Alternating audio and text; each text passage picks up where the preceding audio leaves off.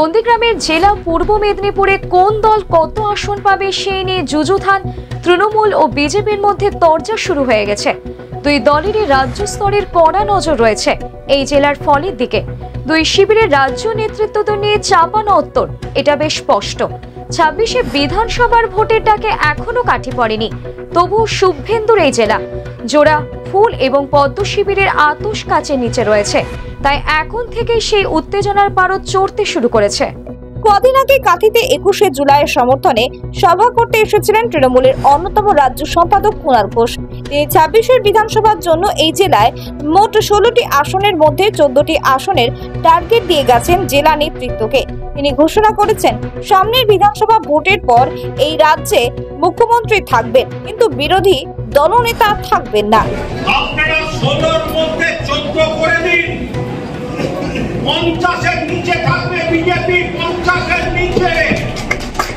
আর যদি অপরাধ বলে কিছু থাকে, মমতা বন্দ্যোপাধ্যায় যা কাজ করেছেন বিরোধী দলনেতা হওয়ার জন্য, যে 30টা এমএলএ লাগে ওই 30 সংসদে দেব না, মুখ্যমন্ত্রী থাকবে, বিরোধী দলনেতা থাকবে না।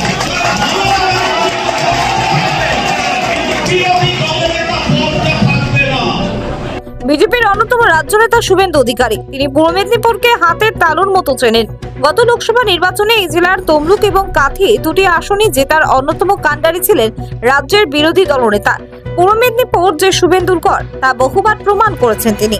তাই সামনের বিধানসভায় এই জেলার 16টি আসনের মধ্যে 16টিতে জিতে নরেন্দ্র মোদীকে উপহার দিতে চান তিনি। 21-এ 44% ভোট পূর্ব মেদিনীপুর দিয়েছে নরেন্দ্র মোদীজিকে, 24-এ দিয়েছে 46%, 26-এ 51% ভোট দেব, 16টা আসন নরেন্দ্র মোদীকে দেব এই জেলা থেকে। এখানকার হিন্দুরা ঐক্যবদ্ধ। আসন নিয়ে রাজ্য স্তরের চাপান্তর প্রভাব পড়েছে উভয় দলের জেলা স্তরেও। তাই এখন থেকেই দুই দলের জেলা নেতৃত্বদের ভাবখানা এমন, বিনা যুদ্ধে নাহি দেব সুচক্র মেদিনী। নরেন্দ্র মোদীকে উপহার দেবেন, 7 মণ তেল কোনোদিন পুড়বে না, রাধাও কোনোদিন নাচবে না। শুভেন্দু অধিকারীর এই স্বপ্ন মেদিনীপুরের মানুষ কোনোদিন সফল হতে দেবে না। গতবারে 35-0 রেজাল্ট দেখেছেন, এবারে 16-0 বলছেন। একটা দুটো আসন পূর্ব মেদিনীপুরে জিতে দেখা, তারপরে কথা হবে। পূর্ব মেদিনীপুরের মানুষ মমতা বন্দ্যোপাধ্যায়ের পক্ষেই দাঁড়িয়ে দেবে। সংখ্যাই কথা বলে।